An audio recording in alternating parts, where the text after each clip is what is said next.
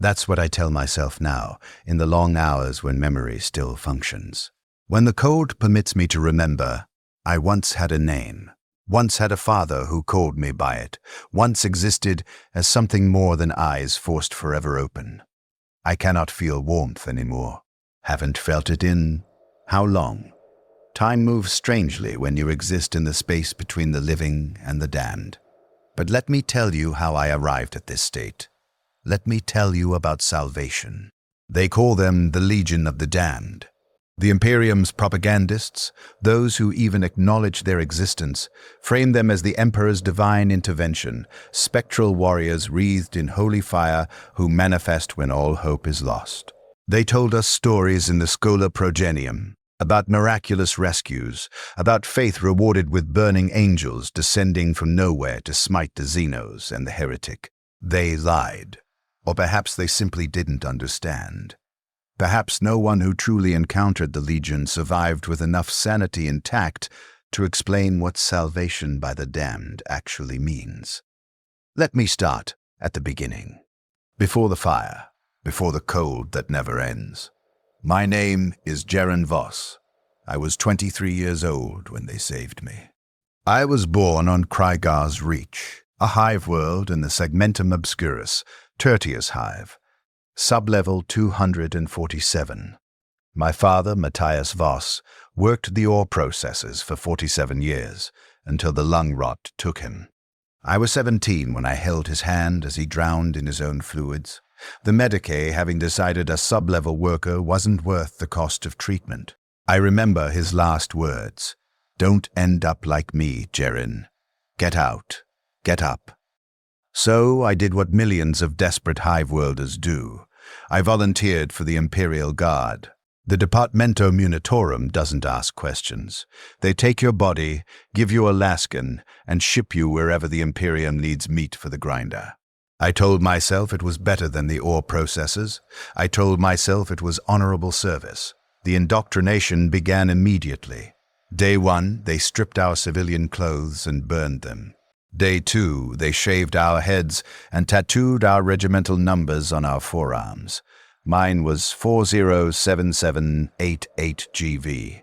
Day 3, they began the prayers. "Blessed is the mind too small for doubt," the commissar would chant at dawn, and we would repeat it over and over. "The Emperor protects," they would say before every meal, every march, every lottery that decided who would take point through the minefield.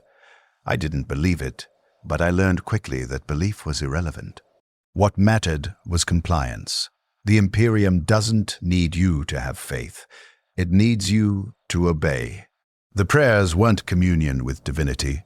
They were psychological conditioning, repetition designed to make the words automatic, to make you respond to authority without thought.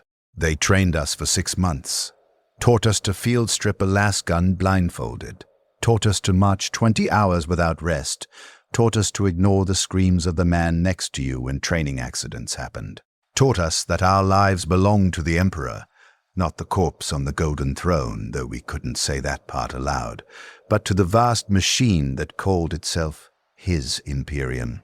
Then they shipped us out. The troopship, Indomitable Sorrow, held 50,000 of us. We were packed into cargo holds designed for half that number, sleeping in shifts in 3-tier racks.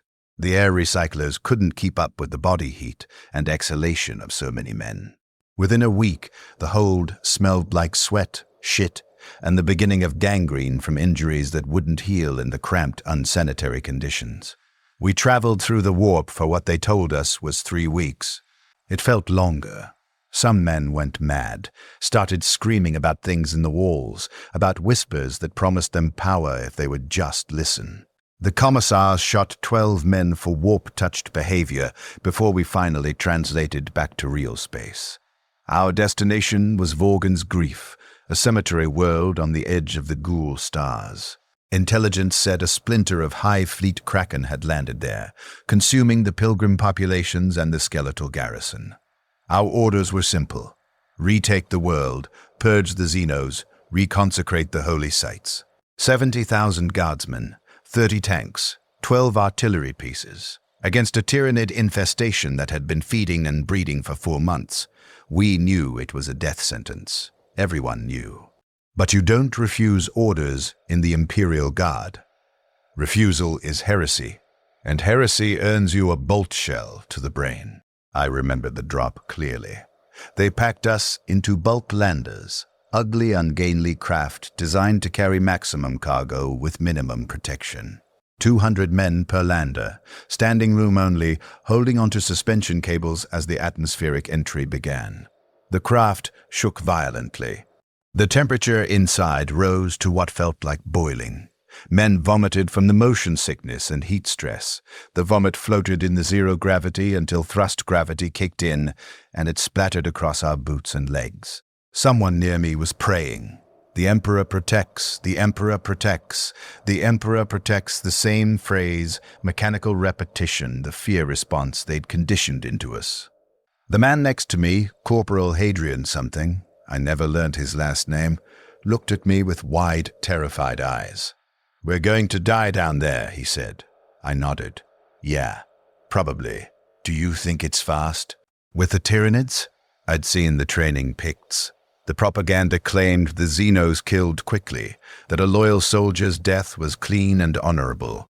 The classified briefings the sergeants received told a different story. Tyranids don't just kill, they harvest, they consume. They render you down into biological components while you're still screaming.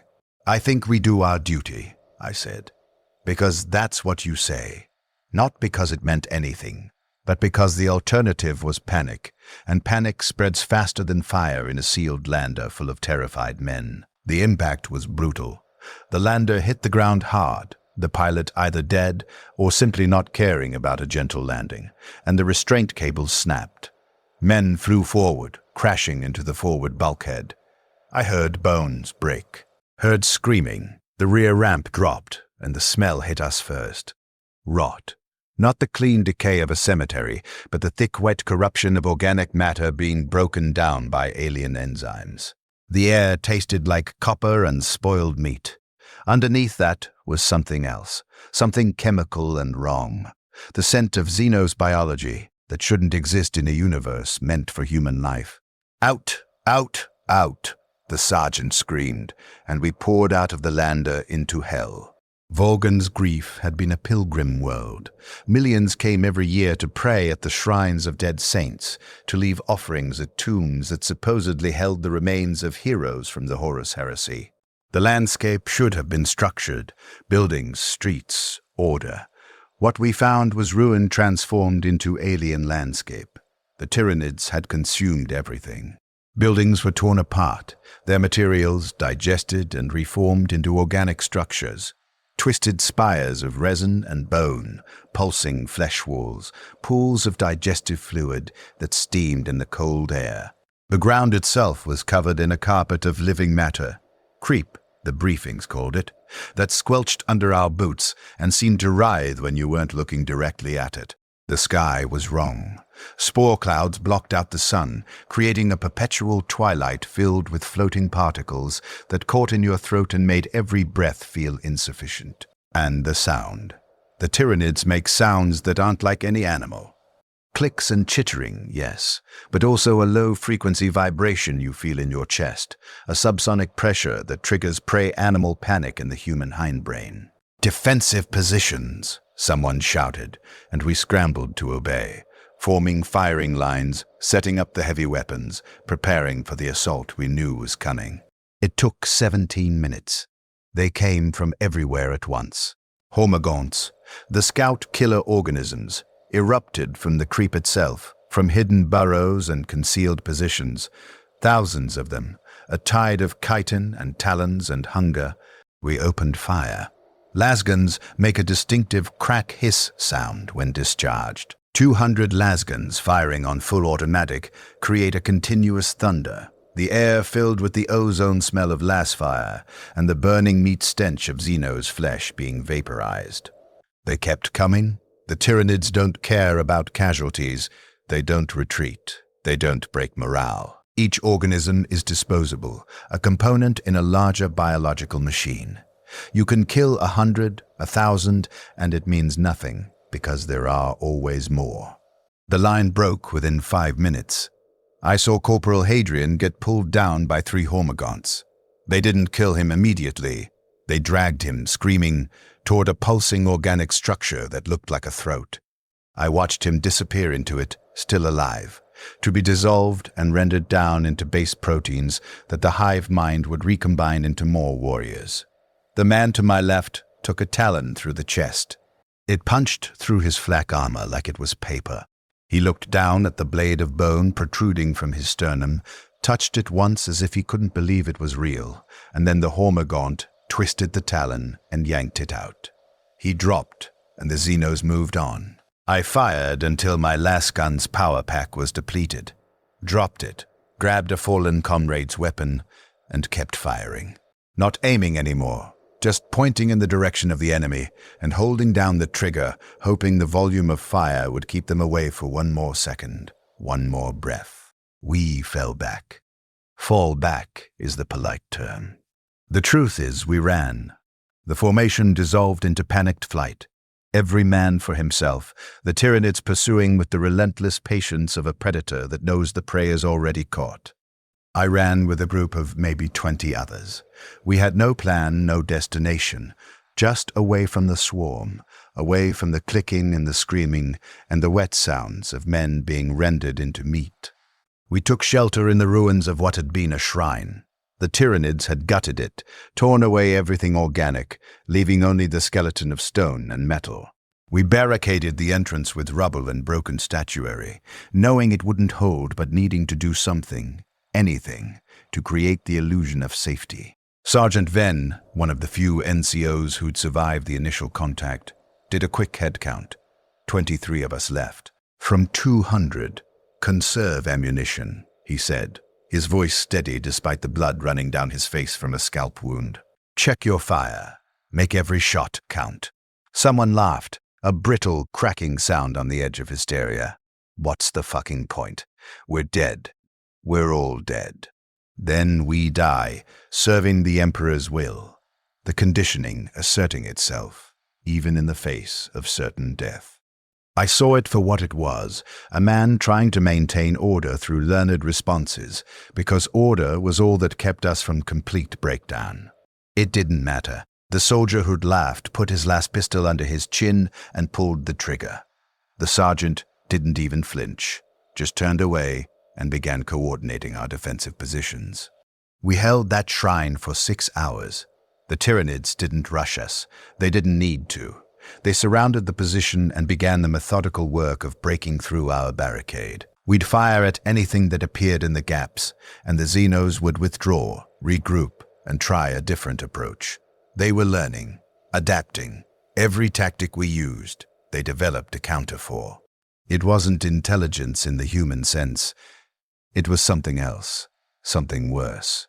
Purpose. Perfect, mindless purpose. Our ammunition ran low. Then ran out.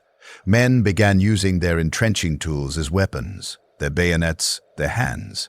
It didn't matter. The Tyranids were patient. By hour 5, there were 9 of us left. By hour 6, the barricade fell. I remember thinking, this is it. This is how I die.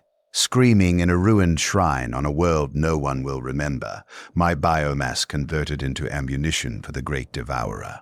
My father's face flashed through my mind. His last words, "Get out. Get up." I couldn't. There was nowhere to go, nowhere up to climb. The Tyranids were inside, and we were being driven back into the shrine's inner chamber, a dead end with no exit. And the fire came. The fire came. That's all I can say to describe it. Not metaphorically, not as a figure of speech. Actual fire. Erupting from nothing in the center of the shrine's inner chamber. It was the color of bone, white-yellow, painful to look at directly. It didn't spread like normal fire. It manifested as if reality had simply decided there should be flame here and made it so, and they stepped through it. Space Marines. But wrong. I'd seen Space Marines before. At a distance, during a parade on Kregar's Reach when I was a child. They'd been glorious, Terrifying, the Emperor's angels of death in pristine armor bearing their chapter colors with pride. These weren't like that. Their armor was black, scorched, damaged in ways that looked impossible. Cracks that showed something other than flesh beneath, as if the armor wasn't worn by a man, but had become the man. Flames crawled across their forms, guttering and flowing like liquid, never consuming but always burning. Their helmets bore skulls. Not painted skulls, actual bone fused to the ceramite, grinning with empty sockets that somehow, impossibly, looked at you. There were 7 of them. They didn't speak. They didn't acknowledge our existence. They just killed. A Hormigaunt leaped at the lead figure, a massive warrior bearing a power sword that burned with the sane bone fire. The blade swept through the Xenos in a single motion, and the creature didn't just die. It unmade, its biomass turned to ash, its form collapsing into nothing, as if the fire rejected its right to exist. The other warriors advanced. Bolter fire filled the chamber, but the rounds weren't normal mass-reactive shells. They exploded with that same terrible white flame, and every impact created a detonation that consumed Tyranid flesh in a radius far beyond any conventional explosive. The Tyranids tried to adapt, tried to swarm the armored figures. It didn't matter. The Legion of the Damned moved through the Xenos like they weren't there, like the alien flesh was simply an obstacle to be burned away in the pursuit of something else. In 90 seconds, the inner chamber was clear. The Tyranids were dead. Ash covered the floor. The air stank of burned chitin and something else. Something chemical and cold, like ozone after a lightning strike, but wrong, as if the fire produced byproducts that shouldn't exist in normal physics. The lead warrior turned toward us. The skull helm regarded the 9 surviving guardsmen. I felt something then. Not heat from the flames. The opposite. Cold. Deep, bone-deep cold that spread through my chest and made my breath visible in white clouds, despite the fire burning less than 3 meters away. The warrior raised his power sword in something that might have been a salute, or a blessing, or a marking. Then they turned and walked back into the fire, and vanished. For maybe 10 seconds, none of us moved. We stood there, covered in ash and blood, surrounded by the disintegrating remains of our enemies, trying to process what we'd just witnessed. Did that just happen? Someone whispered. Sergeant Venn crossed himself in the Aquila, the imperial finger sign. His hands were shaking. The Emperor protects, he said, but his voice cracked. The Legion of the Damned. They're real, the stories are true. We were saved. He said it like he was trying to convince himself. I didn't say anything. I was staring at my hands. They were trembling. Not from fear, from cold. My fingers felt numb, as if I'd been handling ice for hours. But the air in the chamber was hot from the recent fire, sweat running down my face and back. Why was I so cold? We need to move, the sergeant said, pulling himself together. Regroup with any other survivors. Report what happened. Command needs to know. My voice sounded distant, hollow. That ghosts saved us. The sergeant looked at me sharply. The Emperor's divine intervention saved us, Guardsman Voss. Don't speak heresy. I was speaking truth. Those things, those warriors in burning armor, they weren't divine. They weren't salvation. They were something else. Something that had looked at us with empty skull eyes and decided we would live. Not out of mercy, but for something worse. We left the shrine. The 9 of us stumbling through the Tyranid-infested landscape, searching for other survivors. We found scattered groups, 15 here, 30 there, small clusters of guardsmen who'd managed to hold defensive positions against impossible odds. The pattern was the same everywhere. Surrounded, ammunition depleted, death certain, then the fire, then the Legion, then silence. By nightfall, if you could call it nightfall when the spore clouds blocked all natural light, we'd regrouped with maybe 400 survivors from the original 70,000. The command structure was gone. Most of the officers and commissars were dead. Command fell to a Captain Morel, a tank officer whose Lehman Russ had been destroyed in the first hour of fighting. He established a defensive perimeter in the ruins of what had been the world's main cathedral and began organizing what was left of our forces. That night, around the chemical heat sources that served as our campfires, the survivors shared their stories. Every story was the same. The fire came, they saved us. But no one could explain the cold.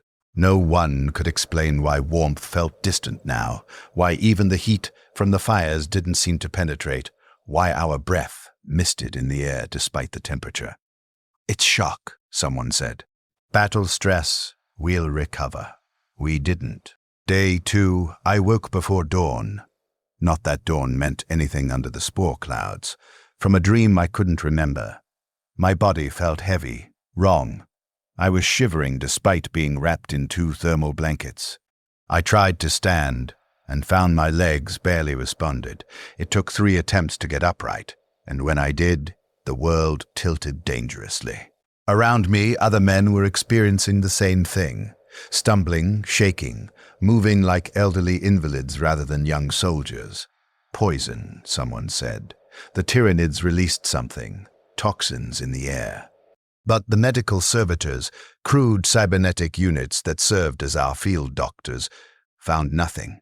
No toxins, no pathogens. Physically, we were unharmed. Physically, I tried to eat the morning ration, corpse starch bar, protein paste, caffeine tablet, and found I had no appetite.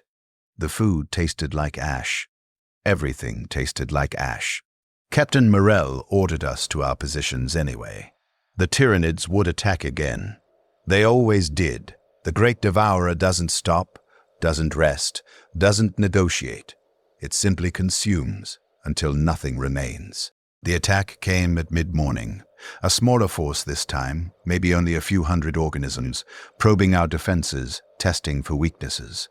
We repelled them easily. Last fire cut them down before they reached our positions. No casualties. A perfect defense. So why did I feel worse afterward? I was manning a position on the perimeter when I saw movement in my peripheral vision.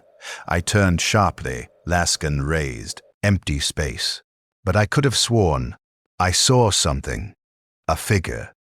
Standing in the ash field beyond our perimeter, watching. "Voss, you all right?" The man next to me, Private Kellen, was staring at me. "Did you see?" I started, then stopped. "See what?" What had I seen? Nothing. I'd seen nothing. "Never mind," I muttered. But for the rest of the day, I kept seeing movement where there shouldn't be any. Figures in the corner of my vision that vanished when I looked directly at them. Shapes that might have been human, might have been armor, might have been nothing but exhaustion and trauma. I wasn't the only one. By evening, half the survivors were reporting the same thing. Seeing things. Figures in the dark, warriors that shouldn't be there. "Hallucinations," Captain Morell announced. "Combat stress. The Medicaid units will distribute stimulants to help you focus. But the stimulants didn't help. Nothing helped. Because the figures weren't hallucinations. They were there. Watching. Waiting. The Legion of the Damned hadn't left. They'd saved us from the Tyranids, but they hadn't saved us for anything good. Day 3. The cold was worse.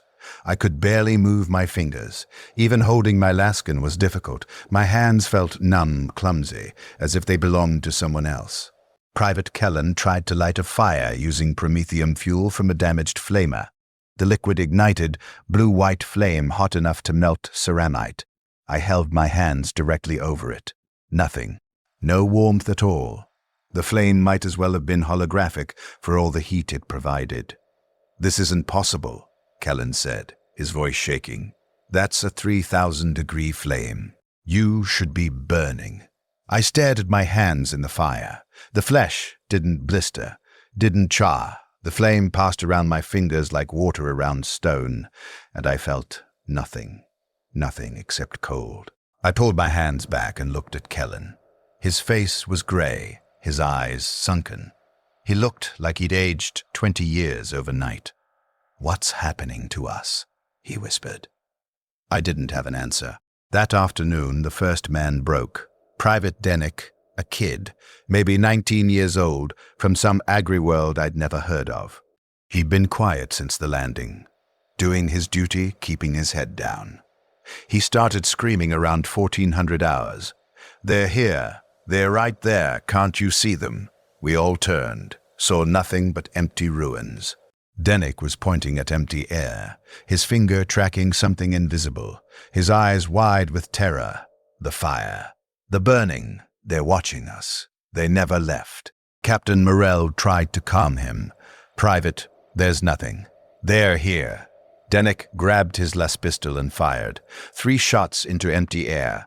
Where the last bolt struck, for just a fraction of a second, I saw something. An outline. A figure. There and gone, like an afterimage burned into my retina. Dennick kept firing until his power pack was depleted.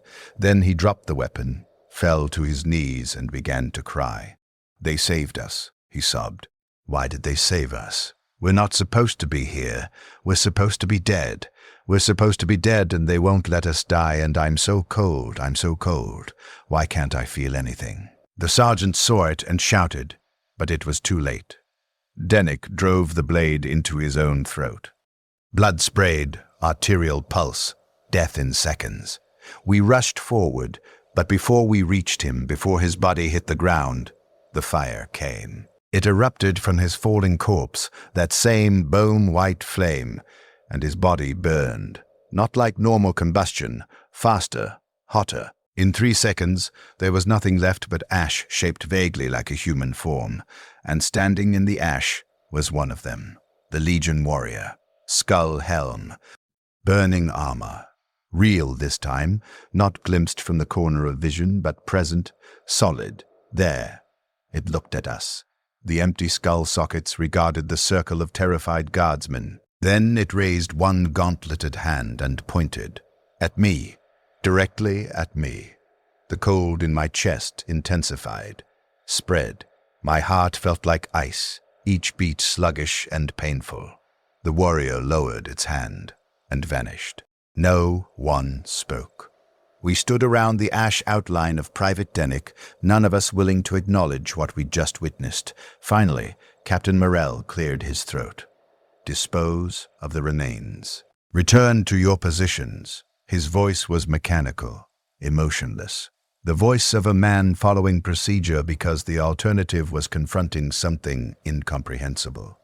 We scattered the ashes, tried to forget. But I couldn't forget that pointing hand, that skull-helm gaze. Why had it pointed at me? Day 4, I stopped sleeping. Not by choice. Sleep simply wouldn't come. I would lie on my bedroll, eyes closed, but my mind remained alert, consciousness trapped in a body that desperately needed rest but couldn't achieve it. When I did manage to drift off for a few minutes, the dreams came. Fire, always fire. The bone-white flames that didn't warm, and figures moving through the flames, warriors in burning armor marching endlessly toward some destination I couldn't see. I would wake, if I'd even actually slept, more exhausted than before. Others reported the same. An entire company of survivors, 400 men, collectively unable to rest. We moved through our duties like servitors, mechanical and hollow, our eyes sunken and our movements slow. The Tyranids attacked twice more.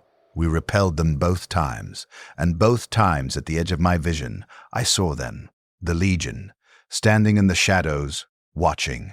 Not helping this time, not fighting, just watching. "They're waiting for something," Private Kellen said during a quiet moment. His hands were shaking so badly he could barely hold his ration bar. "They saved us, but they're waiting to see what we do." "What do you mean?" I asked, though I already knew. Some part of me knew. I think, he swallowed hard. I think they didn't save us to live. I think they saved us to witness something. To see something, to experience. He didn't finish the sentence. Didn't need to. To experience suffering. To understand what it means to exist beyond death. To learn that salvation can be worse than damnation. Day 7. Half the survivors were gone. Not dead. Gone. vanished during the night. No bodies. No blood, no evidence they'd ever existed, except for their empty bedrolls and abandoned equipment. Captain Morrell ordered a head count. 212 survivors remained from 400. Where had they gone? I found out that night. I was on watch, manning the perimeter, when I heard singing. Not human singing, something else. A chorus of voices that sounded like they were screaming and singing simultaneously, each voice layered over the others, creating a sound that hurt to hear, that made my teeth ache and my vision blur. I followed the sound, against orders, against common sense. But I had to know. I found them in what had been the cathedral's crypt, the missing survivors. All 188 of them. They were standing in perfect formation, arranged in ranks like they were on parade. Their eyes were open, staring forward at nothing, and they were burning. The bone-white fire covered them from head to toe, flames crawling across their flesh like living things. But they weren't screaming, weren't moving, just standing at attention, burning, as the fire slowly consumed them. No, not consumed. Changed. As I watched, one of the men in the front rank began to transform. His flesh darkened, hardened, taking on the texture of scorched ceramite. His clothes merged with his skin. His face elongated, skull bones pushing through from beneath, forming the death's head visage I'd come to recognize. He was becoming one of them. They all were. The Legion of the Damned wasn't an army of ghosts. It was an army of the saved but damned, soldiers transformed by that terrible fire into something between life and death, eternally burning, eternally fighting, eternally conscious of what they'd lost. I watched for what felt like hours but was probably only minutes. Watched as men I'd fought beside became suits of burning armor with skull faces, their humanity stripped away layer by layer. And then one of them, impossible to say which, they all looked the same now, turned his skull helm toward me. "You're next," those empty sockets seemed to say. "This is what salvation looks like. This is what we saved you for." I ran. Day 14. Numbers have lost meaning. I write Day 14 because my training demands I maintain a log, that I document events for command, that I continue the rituals of being a soldier, even as everything that made me a soldier dissolves. But I don't know if it's actually been 14 days. Time moves strangely now. Minutes stretch into hours. Hours compress into moments. I look at my chronometer and it will say 0800, and then I'll blink and it will say 0802.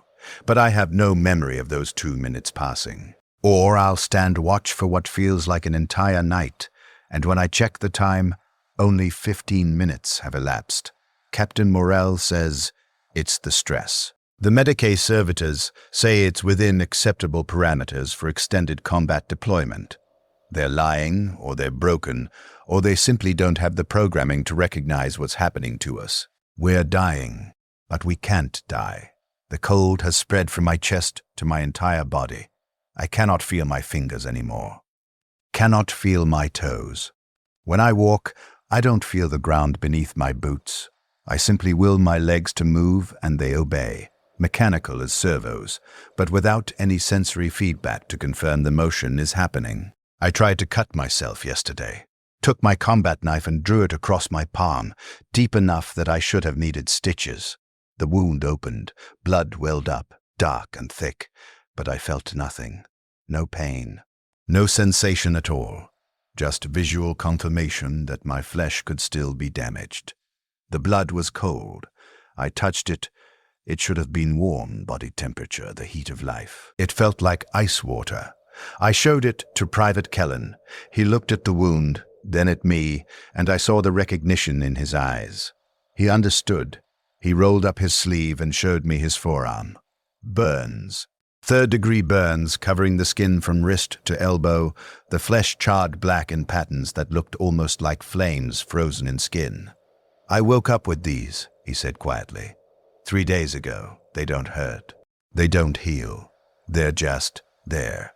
He pulled his sleeve back down. "We're changing, Voss. Whatever they did to us, Whatever happened when they saved us, it's still happening. We're becoming like them. No. I said it reflexively, the denial automatic. That's not possible. We're human.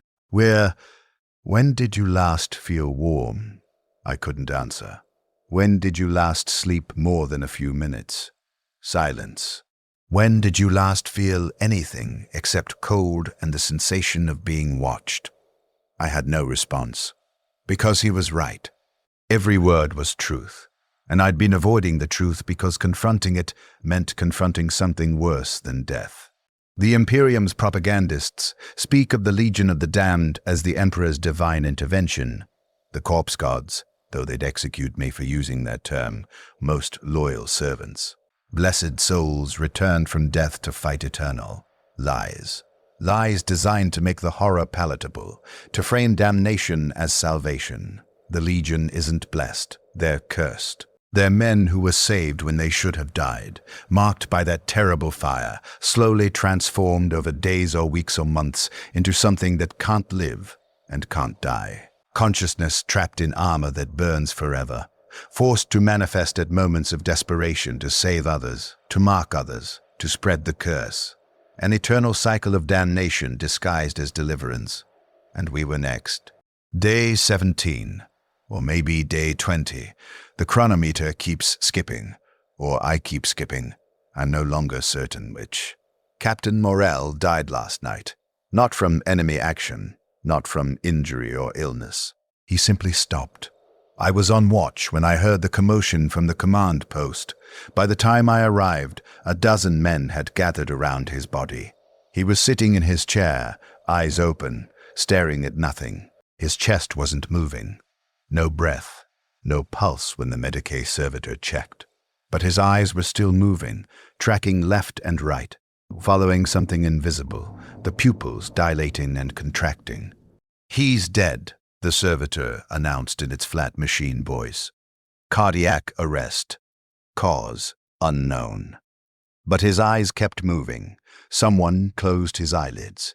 They snapped back open immediately, as if on springs. "Burn the body," Sergeant Venn ordered. His voice was hollow, mechanical. He'd stopped pretending days ago that any of this was normal. Burn it before. Captain Morel's chest erupted with that bone-white flame, the fire spreading across his body in seconds, consuming uniform and flesh and bone. But his eyes remained, floating in the flames, still moving, still aware. The fire burned for exactly 90 seconds. When it faded, Captain Morel was gone. Only a scorched outline on the chair remained, and standing behind where he'd been sitting was one of them, the Legion warrior, skull helm, burning armor, watching us with those empty sockets that somehow conveyed more awareness than any living eyes. It raised one hand in what might have been a salute, or an acknowledgement, or a greeting to a brother in damnation. Then it turned and walked through the wall as if the stone wasn't there. I caught a glimpse of impossible space beyond the wall, not the exterior of the building, but somewhere else. A realm of fire and shadow where hundreds, thousands, maybe millions of burning warriors stood in silent ranks, waiting for the call to manifest.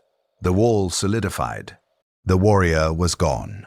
We stood in silence, staring at the empty chair and the ash outline. "Who's in command now?" someone finally asked. No one answered. Because command required caring about the mission, about objectives, about survival. And none of us cared anymore. We were already dead. We just hadn't finished the process yet. Day 23. The chronometer says it's been 6 days since Captain Morel burned. My memory says it's been an hour. Both are probably wrong. The Tyrannid stopped attacking 5 days ago. Or yesterday. Or a month ago. Time is a fiction now. A concept that applies to the living, and we are no longer quite alive. They're still out there. I can see them at the edge of the perimeter. Hormagaunts and warriors and larger organisms whose names I never learned, watching our position with their cold alien awareness. But they don't attack. They're waiting. Like the Legion is waiting. Everyone is waiting for the transformation to complete. I try to explain this to Sergeant Venn. He looked at me with eyes that had sunken so deep into his skull they looked like empty sockets, and he nodded. "I know," he said. "They can sense it. We're not prey anymore. We're not food. We're becoming something the hive mind recognizes as wrong, as incompatible with consumption. We're becoming fire and death and things that shouldn't exist.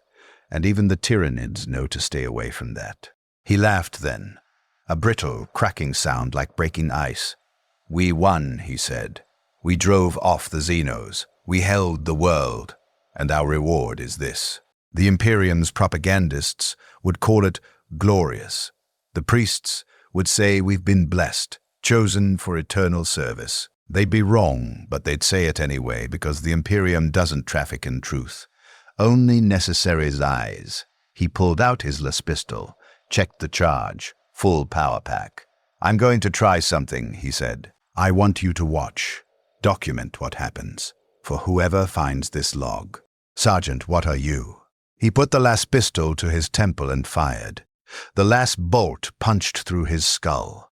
I saw the entry wound, saw the catastrophic damage, saw the back of his head explode outward in a spray of bone and cauterized brain matter. He should have died instantly. The human brain cannot survive that level of damage, but Sergeant Venn didn't fall. He stood there, last pistol still pressed to his ruined head, and slowly lowered it, turned to look at me with his one remaining eye. The other side of his face was simply gone, a crater of burned flesh and shattered bone. His mouth moved. Sound came out, wet and distorted by the damage to his jaw and throat. "Doesn't work," he said. "Can't die. The fire won't let us." As I watched, the wound began to change. Not healing implies restoration. This was different. The damaged tissue darkened, hardened, taking on the texture of scorched ceramite.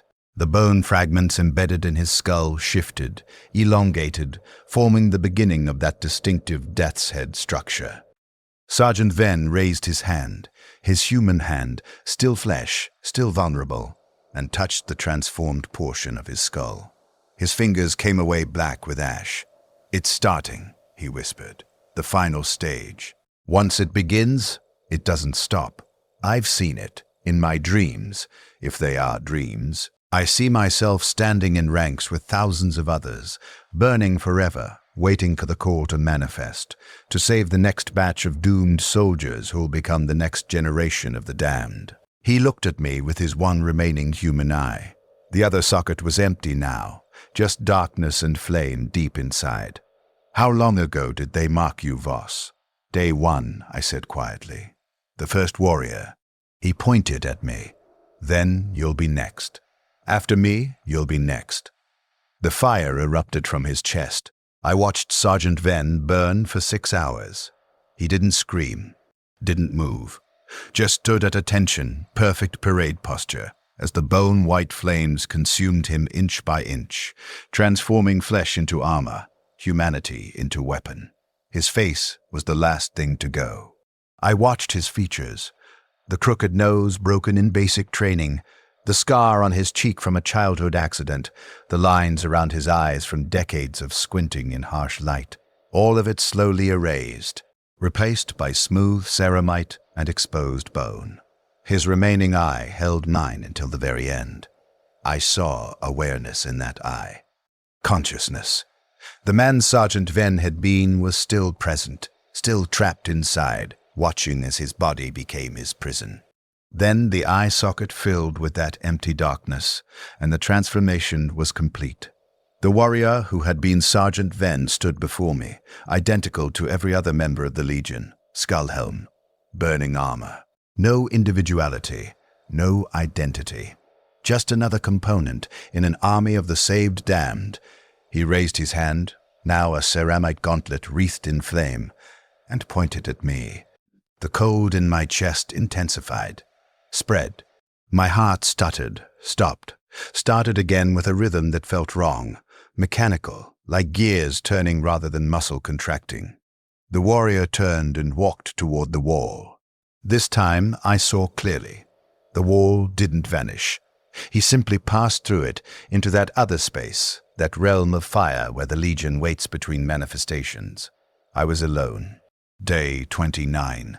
Or maybe day 1. Maybe time has looped. Maybe I've been here forever. I am the last one. 112 survivors remained after Sergeant Venn burned. Over the next few days, or hours, or years, I cannot tell any more. They transformed one by one.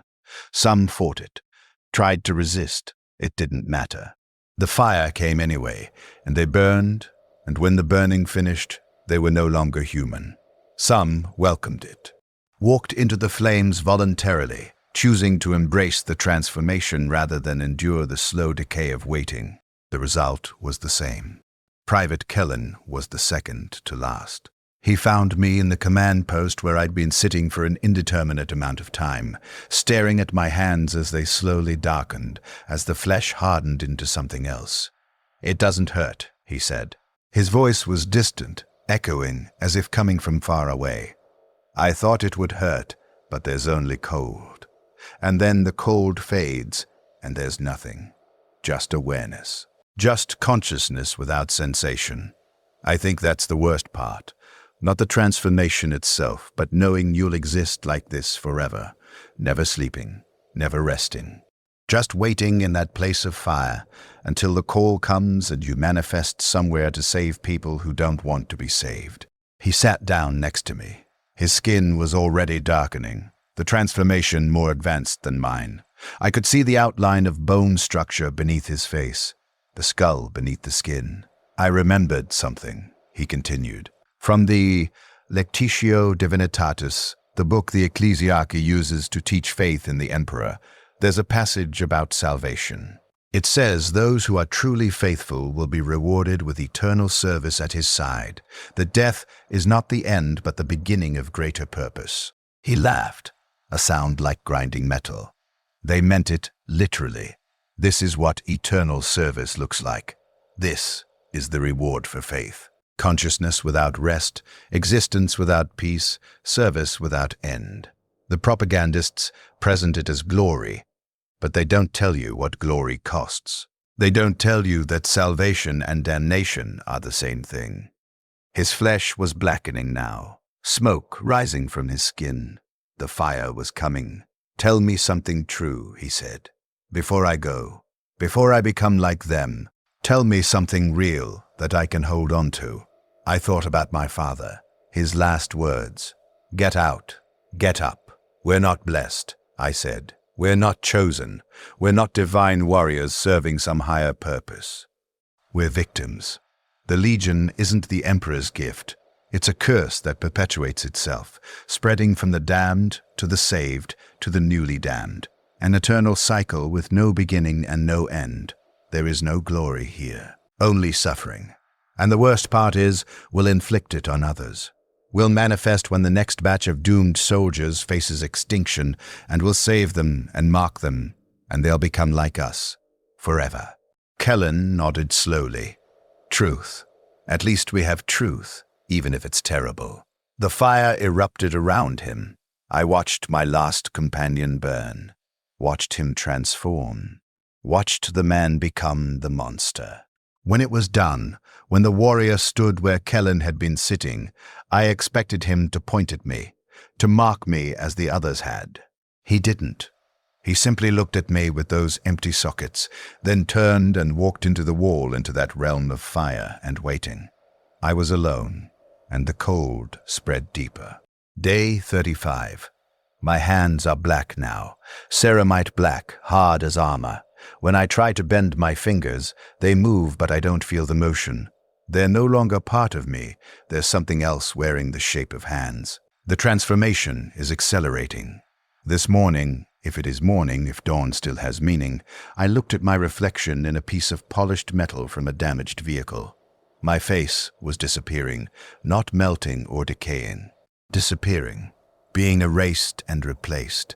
The flesh around my jawbone had hardened and darkened, and I could see the bone beneath, white and clean, forming the beginning of that skull structure. My eyes were changing too, the color fading from the irises, the pupils expanding until almost no white remained. Soon they would be empty sockets, Soon I would see not with eyes, but with whatever cursed awareness the Legion uses to perceive the world. I tried to remember what I looked like before. My father's face I could still recall, every line, every scar, every detail perfect in memory. But my own face, it was fading, becoming indistinct. Soon I wouldn't remember what Jaren Voss had looked like when he was human. Soon there would be no Jaren Voss, only another burning warrior in the eternal ranks. I walked through the ruins of the cathedral, past the positions we'd defended, past the empty bedrolls and abandoned equipment of a company that no longer existed. The Tyranids were still out there. I could see them in the distance, massive organisms and smaller ones, the entire spectrum of the Hive Fleet's biological arsenal. They weren't attacking, they were leaving. The spore clouds were thinning. The creep on the ground was receding, drying up, the living carpet dying and turning to dust. The Tyranids were withdrawing from Vorggan's grief, abandoning a world they'd nearly consumed. Because we were here. Because the Legion's presence made the world incompatible with consumption. The hive mind, that vast alien intelligence, recognized something here that couldn't be eaten, couldn't be broken down into biomass. Fire that burned forever, warriors that couldn't die. An army that existed between life and death in a state the Tyranids couldn't comprehend. So they left. We'd won. The world was saved. The Imperium could reclaim Vorggan's grief, rebuild its shrines, send new pilgrims to pray at tombs of saints who never actually existed. And the price was one company of guardsmen, 112 men transformed into eternal damnation. The Imperium would call it a victory, a worthy sacrifice. The ecclesiarchy would compose hymns about our glorious transformation, our ascension to the Emperor's side. They would lie, as they always lie, because the Imperium is built on lies, powered by the suffering of those who believe the propaganda, sustained by grinding human lives into components for a machine that calls itself divine governance. The Emperor doesn't protect, he consumes, just like the Tyranids, just like the chaos entities that wear the mask of godhood. All of them parasites feeding on humanity's desperation. And we who are damned become part of that system. We become the tool they use to perpetuate the lie. We manifest and save the desperate, and in saving them, we mark them, and they become like us, and the cycle continues forever. Day 41. I can no longer eat. My mouth has sealed. The lower half of my face is ceramite now, fused into a death's head. When I try to speak, no sound comes out. I can think words, but I cannot voice them. Soon, I suspect even thought will become difficult. The fire started this morning, not the consuming fire that transforms in hours.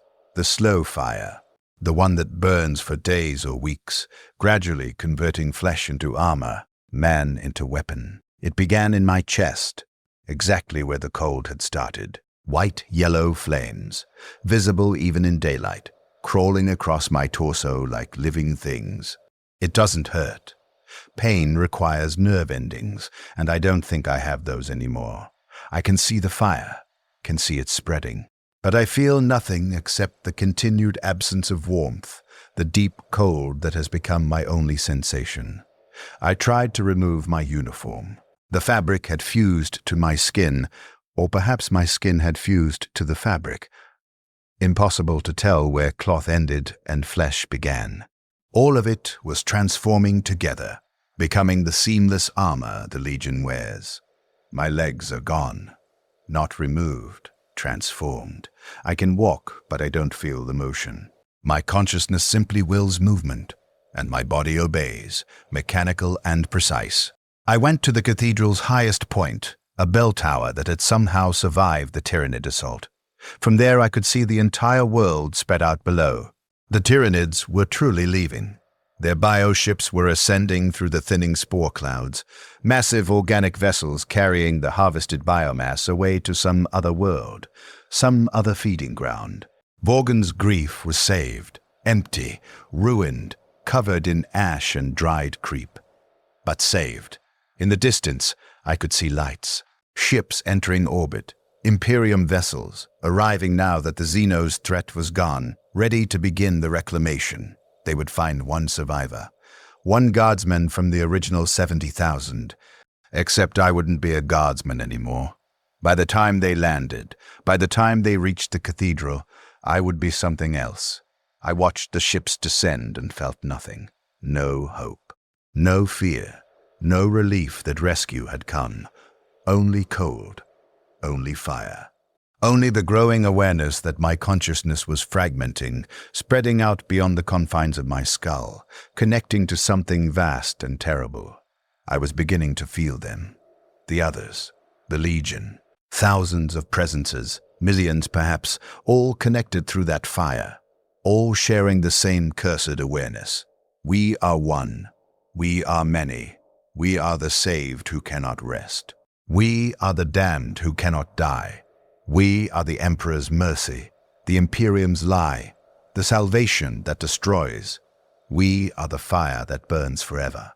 And I was becoming one of them. Day 47. The Imperial Reclamation Fleet landed 2 days ago. I watched from the bell tower as their dropships descended, as thousands of soldiers and priests and administrators poured out to begin the work of reconsecration. I cannot move anymore. The transformation has progressed to the point where I am statue still, standing in the tower, burning. The fire has consumed everything below my neck. Only my head remains flesh, and that flesh is hardening, darkening, the bone structure shifting. I can see them below. The soldiers searching the ruins, the priests performing cleansing rituals, the administratum officials documenting the damage. They haven't found me yet, but they will. A team of soldiers is entering the cathedral now. I can hear their voices, distorted and strange through whatever I'm using for ears now. Not organic hearing, but something else, some cursed awareness that perceives sound differently. Massive damage, sir. Tyrannid infestation was thorough. No survivors located. Keep searching. Protocol demands we verify all deaths before filing the casualty reports. They're coming up the stairs. Boots on stone. Getting closer. I try to call out, try to warn them. My mouth won't open. My throat produces no sound. I am frozen, burning, a statue of fire and ceramity and fading flesh. The door opens. 3 soldiers enter the bell tower. They stop, staring at me. Emperor, preserve us, one whispers. Is that a man? The squad leader approaches slowly, cautiously. His weapon is raised but not aimed at me. He's confused, uncertain what he's seeing. Guardsman, can you hear me? Are you? He's close now, close enough that I can see his face clearly. Young, maybe 20. From some hive world I'll never know the name of. He reaches out to touch my arm. The moment his fingers make contact, I feel it. The connection. The fire recognizes him as I recognize the fire, and for a brief instant I see his entire future. He will survive this reclamation mission. He will serve honorably for 3 years. Then he will be deployed to a world called Mithras 7, where a chaos cult has summoned something terrible. His squad will be surrounded. All hope will be lost. And the fire will come. And they will come. And he will be saved. And in 20 years he will stand in a bell tower on some other world, burning and frozen, watching as another young soldier reaches out to touch his arm, and the cycle will continue. Forever. I try to warn him, try to tell him to run, to request reassignment, to do anything to avoid Mithras 7. No words come. I can only watch as he pulls his hand back, as he turns to his squad mates. It's one of them, he says, his voice filled with awe. The Legion of the Damned, the Emperor's own angels. Impossible, another soldier says. They're myths. Propaganda. Look at him. Look at the fire. What else could he be? They're backing away now, fearful, reverent, treating me like something holy instead of cursed. The squad leader makes the sign of the Aquila, fingers crossed over his chest. The Emperor protects. He whispers, "No, I want to scream." He doesn't. This isn't protection. This is damnation. Run.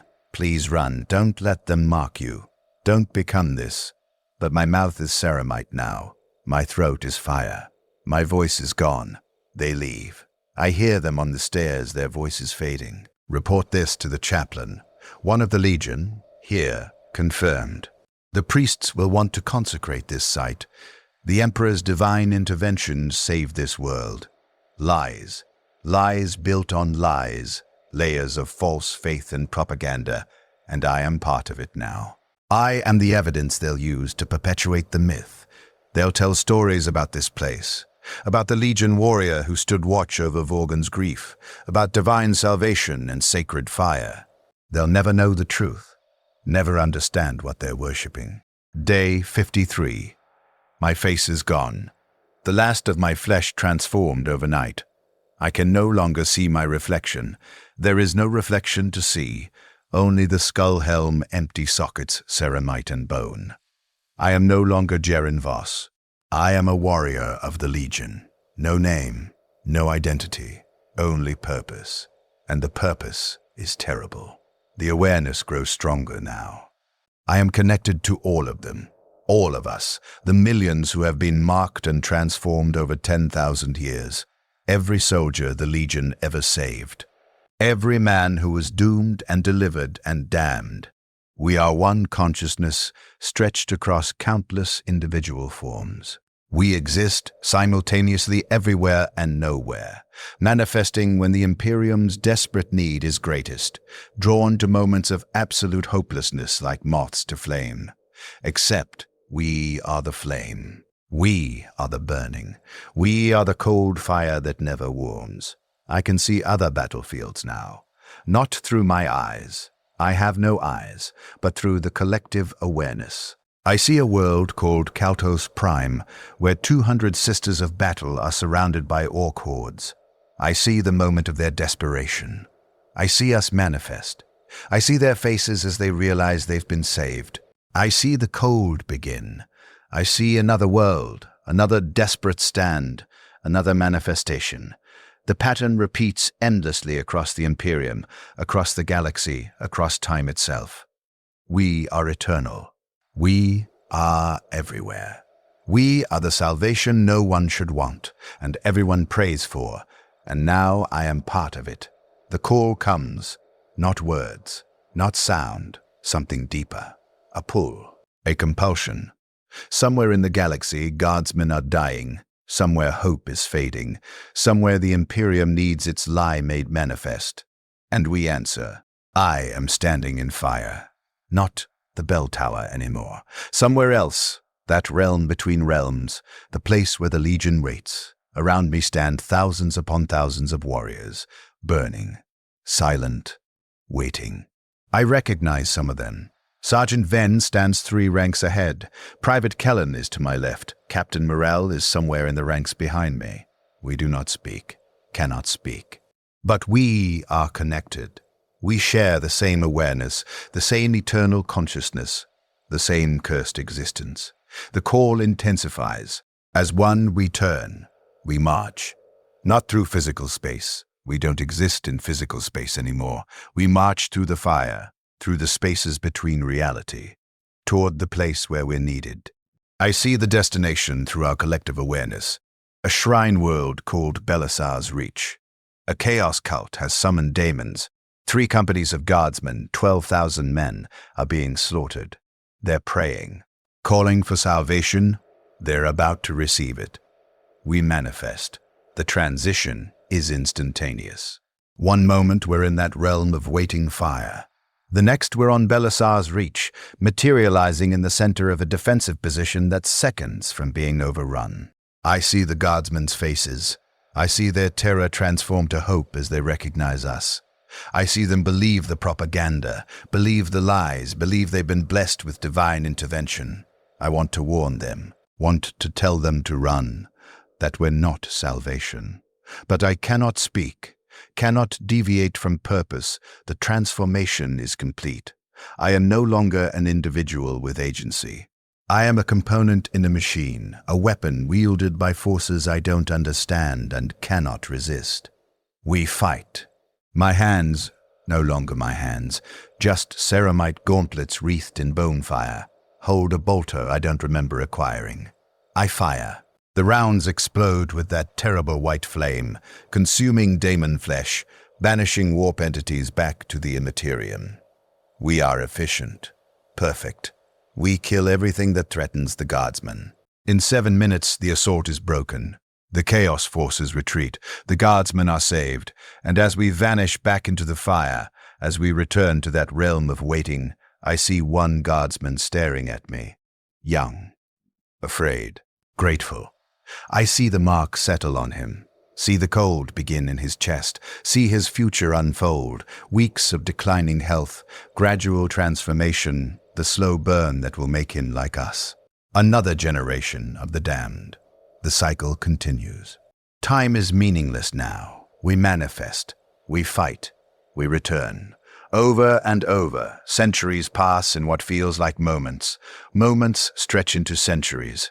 I have saved thousands, marked thousands, watched them transform and join our ranks. The Legion grows with every salvation. I have no voice to protest, no will to resist. I am the machine, I am the weapon. I am the fire. But somewhere, deep in whatever passes for my consciousness now, something remains. A memory, a name. Jaren Voss, a hive-worlder who volunteered for the Guard, who wanted to serve, who believed in something larger than himself, who was foolish enough to think salvation was a blessing. That man is gone, but his awareness remains, trapped, witnessing, ain't able to die, ain't able to rest. Ain't able to do anything but exist eternally, saving those who should be allowed to die, perpetuating a system built on lies. The Imperium claims the Emperor protects. He doesn't. The Imperium claims the Legion is divine intervention. We aren't. The Imperium claims there is glory in eternal service. There isn't. Only cold, only fire, only endless, meaningless existence. I manifest on 1,000 worlds. I see the pattern repeat. Desperate soldiers, hopeless battles, the prayers they were conditioned to speak. The Emperor protects, they cry as they die. And we manifest and we save them, and we prove the lie true enough to perpetuate itself. I am on Vorggan's grief again. Different year, different battle, different soldiers, but the same desperate circumstances, the same need, the same salvation damnation. I am on Krygar's reach, my homeworld, saving guardsmen who speak with the same accents my father had. I want to tell them I'm from here. I want to connect to something human. I cannot. I am fire. I am weapon. I am the curse. I am on worlds whose names I never learn, in battles I'll never remember individually, because they all blur together into one eternal moment of violence and cold flame. The Legion grows. Every world we save adds to our ranks. The saved become the damned, become the savers. An exponential growth of suffering. An ever-expanding army of those who cannot rest. And the Imperium celebrates us, writes hymns about us, builds shrines where we've manifested, teaches children to pray for our intervention. They're praying for damnation. They don't know. They never know. I have existed for 10,000 years, or perhaps 10 minutes. Time has no meaning in the fire. I have saved millions, condemned millions. I am both salvation and doom. The Imperium endures, the wars continue. The desperate pray. We answer forever. There is no escape, no death, no rest. Only the eternal cycle of manifestation and waiting, fighting and returning, saving and damning. The Emperor sits on his golden throne, a corpse kept alive by machinery and the sacrifice of thousands of psychers daily.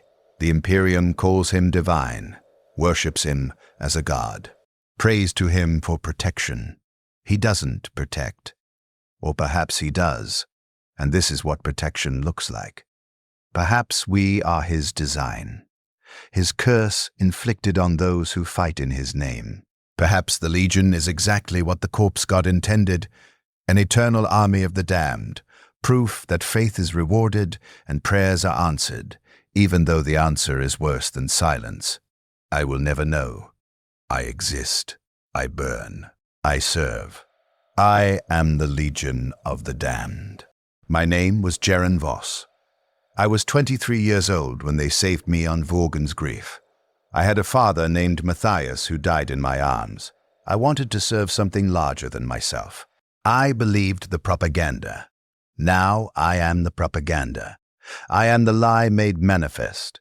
I am the proof that the Emperor protects, even though protection is just another word for damnation. Somewhere, right now, guardsmen are dying. Somewhere, hope is failing. Somewhere, soldiers are praying for salvation. The call is coming. I will answer. I will manifest. I will save them. I will mark them. And the cycle will continue forever. The fire never stops burning. The cold never fades. The Legion never rests. This is what happens when you are saved by the Legion of the Damned. This is salvation in the Imperium of Man. This is the Emperor's mercy. This is eternal service. This is damnation. And I cannot die. On a shrine world called Callistris, a young guardsman named Torian Kell stands watch over a defensive position. His regiment is surrounded. Ammunition is running low. Hope is fading. He prays, not because he believes, but because the training demands it, because the commissar is watching, because prayer is what you do when there's nothing else left. The Emperor protects, he whispers. In the distance, bone-white fire erupts from nothing. Torian Kell feels something cold settle in his chest. He smiles, believing he's been marked. In 47 days, he will stand in the ranks of the burning. In 47 days, Torian Kell will cease to exist. In 47 days, he will become what I am. Another witness, another component in the eternal machine, another proof that the Emperor protects, another lie made truth. The Legion manifests. We fight. We save him. And I see myself in his eyes, the hope, the gratitude, the belief that divine intervention has come. I want to warn him. I cannot. I am fire. I am cold. I am the burning that never ends. My name was Jaren Voss. I was saved by the Legion of the Damned. This is what salvation looks like. Remember that when you pray for deliverance. Remember that some things are worse than death, and the Emperor's mercy is one of them.